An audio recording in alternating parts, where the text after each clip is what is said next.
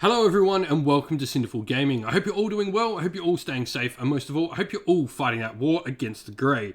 Today's video we're going to talk start collecting Warhammer 40k, and today we're going to take a look at the Combat Patrol Blood Angels box set and how we can use it to start a Blood Angels force for Warhammer 40k.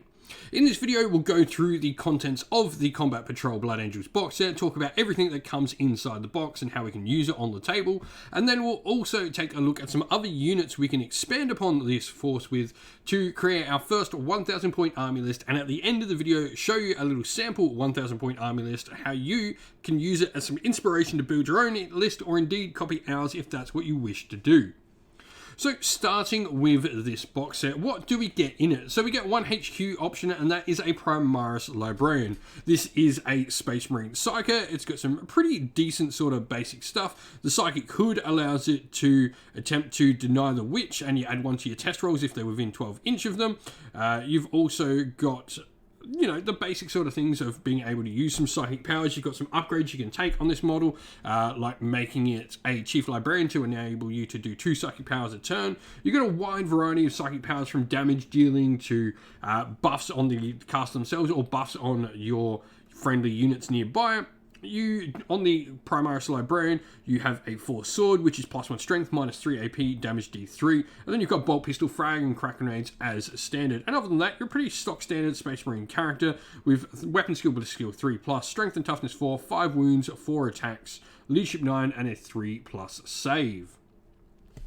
We also get an Impulsor, which is pretty much your basic standard Space Marine Primaris transport. An Impulsor has some pretty cool rules. First of all, it has the ability to carry 6 models, which is really nice, and it's also an assault vehicle, which means units that embark in its transport can disembark even if it's made a normal move, and you can unit that disembarks after this transport has made a normal move cannot charge, however, but this does mean you've got some cool ability to sort of move around, get your units in some good positions with it, and on top of that, it's got a hover tank, so you need to be in contact with its base, and also a shield drone ability to give the model a 5+ invulnerable save is really nice as well. So just all in all, some really cool things to have for a transport. Now we're looking at the 2 units inside. We have 5 Intercessors, which are pretty much your stock standard Primaris Marines. They can have a variety of different bolt weaponry. They can have grenade launchers and some options for your sergeants as well. But they're pretty much just your baseline sort of troop, standard sort of Space Marine profile as you would expect for a Primaris unit. And also just decent weaponry. They're sort of standard bolt rifles, a rapid fire 1 at 30 inch, strength 4, AP -1, damage 1. So some nice firepower. The other unit we get is an Incursor squad, which can also be used as infiltrators. Incursors have some cool different special rules. They've got their Oculus Bolt Carbines, which are rapid fire 1 at 24 inch. They don't allow cover against their attacks. And then they've got the Multi-Spectrum Array, where each time a model in unit makes a range attack, you can ignore any and all hit modifiers and ballistic skill modifiers, which is really, really nice. Other than that, they've got Frag and Crack Grenades. They have paired combat blades in close combat, which is really nice for AP -1, damage 1. And 2 close combat weapons, most importantly. Pistols, pretty standard sort of stuff. They've got some really cool abilities. They've got Concealed Positions, which is another cool ability for them as well, which is going to allow them during deployment. When you set up this unit, you can be set up more than 9 inch away from the enemy deployment zone and enemy models, so you can deploy it sort of further forward, which is really nice. So another sort of useful unit, and they're a troop's choice as well. You could also build that squad as infiltrators if you really wanted to. Infiltrators are an alternate option. They are still a troop's choice, which is really cool. Infiltrators will give you something a little bit different than your Incursors. Infiltrators, on the other hand, you've got Concealed Positions as well, but rather you've got Marksman Bolt Carbines, which is a strength 4, rapid fire 1 at 24 inch, damage 1, no AP, but each unmodified hit roll of a 6 for these weapons automatically hits and results in a wound.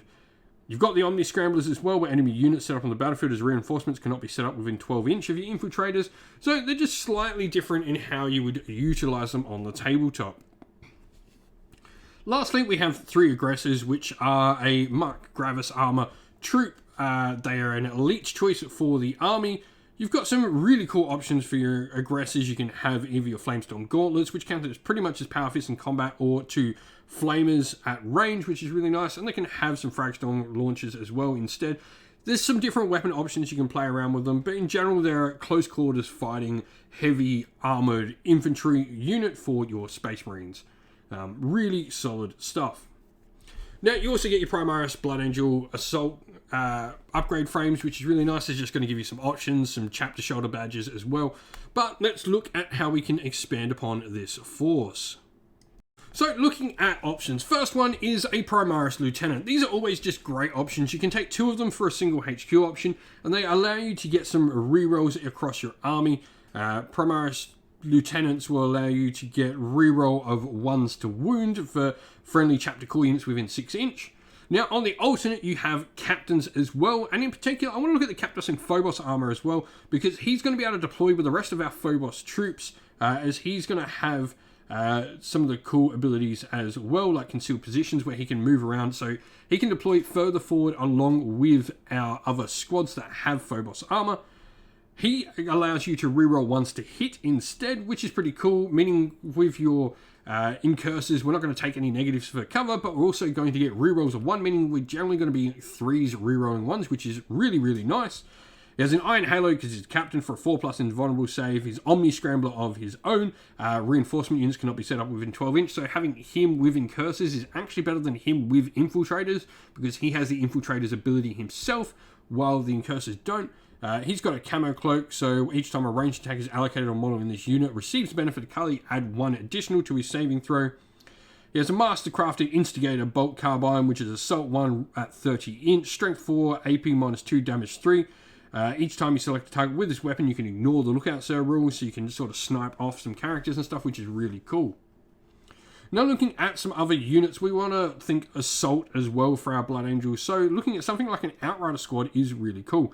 These are a fast-moving Space Marine biker unit. They've got Devastating Charge where they add 2 to their attacks characteristic if they made a charge move in the turn, which is really cool because Blood Angels are all about getting that charge. Not to mention we've got other Blood Angel abilities like the Red Thirst, where we add 1 to our wound rolls if we've managed to charge, which is really nice. So Outriders, when they charge, +2 attacks, +1 to wound, really solid stuff.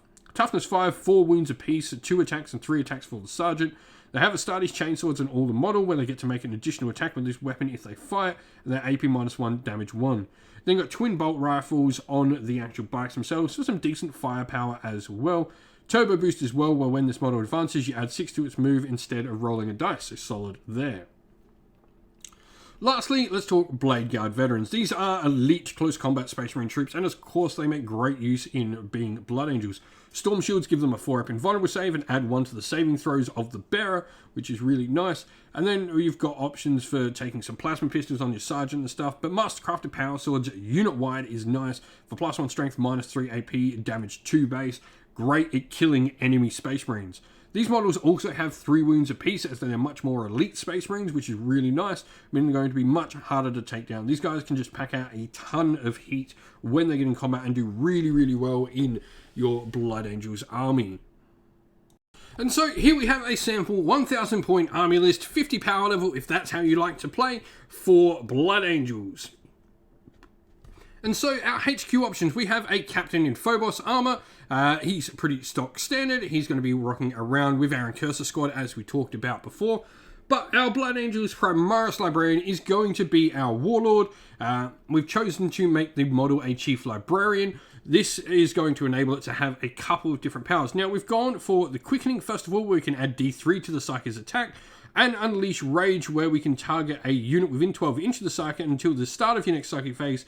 Each time that model makes a melee attack, an unmodified hit of the 6 scores or 1 additional hit. So some nice stuff there as well.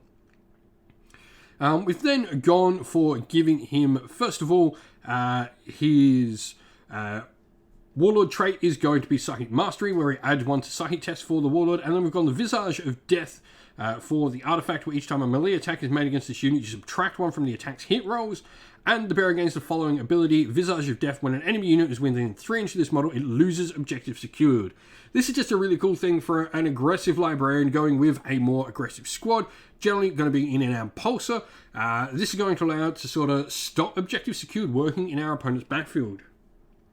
Now, on top of that, we've got our 2 troops choices. Our Recursor squad, as we said, this is going to go with the Captain of Phobos armor as sort of an advanced force. We then have our Intercessor squad, who's going to be our own home objective guarding squad. Lastly, we've got our Elite choices, which are going to be an Aggressor squad, which is going to have Flamestone Gauntlets. This is going to be just something we can use to sort of affect the battlefield and stop large blobs of troops going where we don't want them. These guys aren't necessarily the quickest, but having them on, say, one side of the field forces your opponent to have to deploy horde units against the other side of the field, or indeed against them, and not take on a favourable fight. We then also have our Blade Guard Veteran unit. We've gone for 5 Blade Guard Veterans. Yes, they come in boxes of 3, but taking 5 allows us to put them and the Primaris Librarian in the Impulsor together. So 5 of them. Sergeant's going to have a Plasma Pistol in there as well for a little bit of heavier shooting power. But they're going to be our really aggressive squad. They're probably going to take Unleash Rage more than anything, which is going to give them Exploding 6s, +1 wound on the charge. Really solid stuff. We've then got an Outrider squad in there for a good sort of harassment unit, and also not too bad in combat either with all the Blood Angels additional rules. And lastly, an Impulsor with an Iron Hail Heavy Stubber and a Shield Drone for some protection to deliver our Blade Guard Veterans and the Primaris Librarian into combat where we want them to be. A fun list. It's got different moving parts to it. You've got a good combat unit, some supporting roles, as well as some fire-based stuff and some pre-game sort of setup stuff in your Incursors and the Captain of Phobos armor. Fun Space Marine list. 1,000 points as said, 50 power level. If you've been playing Blood Angels in Warhammer 40k 9th edition, let us know how you've been going and what you've been doing down in the comments below. Well, that's the end of the video. We hope you enjoyed it. If you did, please don't forget to leave a like and subscribe to the channel if you haven't already, and leave a comment down below and let us know what you enjoyed about the video. If you'd like to come chat more with me and other members of our fine community here at Sinful Gaming, you can do so by following the link in the video's description to our Discord server. And lastly, if you'd like to help support the channel, you can do so either via Patreon or YouTube members, and both of those are linked again down in the video's description. As a special thanks to all our Patreon and YouTube members, I'd like to give a shout out to them all. So a special thank you to our Patreons: Christian Weird, James Soren, Greenskins Gaming, AJC, Kenny Lowe, Outer and Shop First, Andrew Bowen, Nathan Fee, The Rising Ape, Cure Dynamic, Agu, Anthony B, Anton Nilsson, JJ Austrian, Average Wargamer, Domir, Mark Harvey, James Cater, Dynet226, and Derek. And a special shout out to our YouTube members: Green Roots Gaming, Kenton Young, Chris Wallace, Ronya, Vinny, Locklorick, The Johnny84, David Ellsworth, Revenar, Wolfric Nick, Broken Shelf, Ariana Airwoods, and Sean Scott.